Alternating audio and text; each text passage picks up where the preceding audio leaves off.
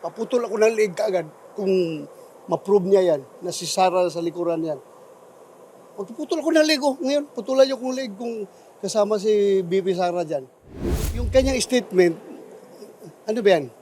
Depende sa sinong nagbabayad, sinong nagpapasabi ng kanyang statement. Sabi niya ngayon na bago na naman yung version na dinadawit niya si Inday Sara sa sinasabi niyang tukhang. Magpaputol ako ng liig. Matagal na yan eh. That's more than 6 years ago. Sinasabi niya. Ngayon na ibang version na naman siya. Kayo, maniniwala pa kayo dyan.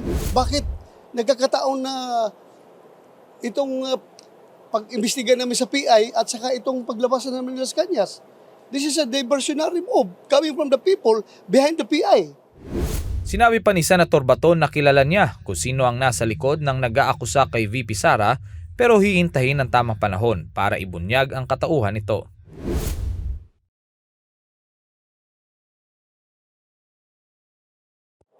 Sabi niya ngayon na bago na naman yung version na dinadawit niya si Inday Sara sa sinasabi niyang tukhang. Magpaputol ako ng liig. Paputol ako ng liig kaagad kung ma-prove niya yan, na si Sara sa likuran yan. Magpuputol ako ng liig, ngayon, putulan niyo kong liig kung kasama si BP Sara dyan. Ito ang naging hamon ni Senator Ronald Bato de la Rosa sa nag-aakusa kay Vice President Sara Duterte na dawit ito sa Oplan Tukhang sa Davao City noong alkalde pa ito ng lungsod. Ayon sa isang nagpakilalang testigo, may kinalaman umano ako sa Oplan Tukhang. Nauna ng hinamon ni VP Sara ang nag-aakusang si Arturo Las Cañas na magsampa ito ng kaso laban sa kanya dito sa Pilipinas.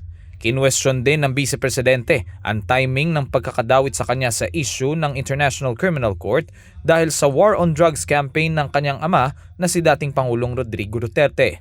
Si Senator Bato, diretsahan namang kinwestiyon kung sinong nagpapasabi ng mga pahayag na ito laban kay VP Sara. Yung kanyang statement, ano ba yan?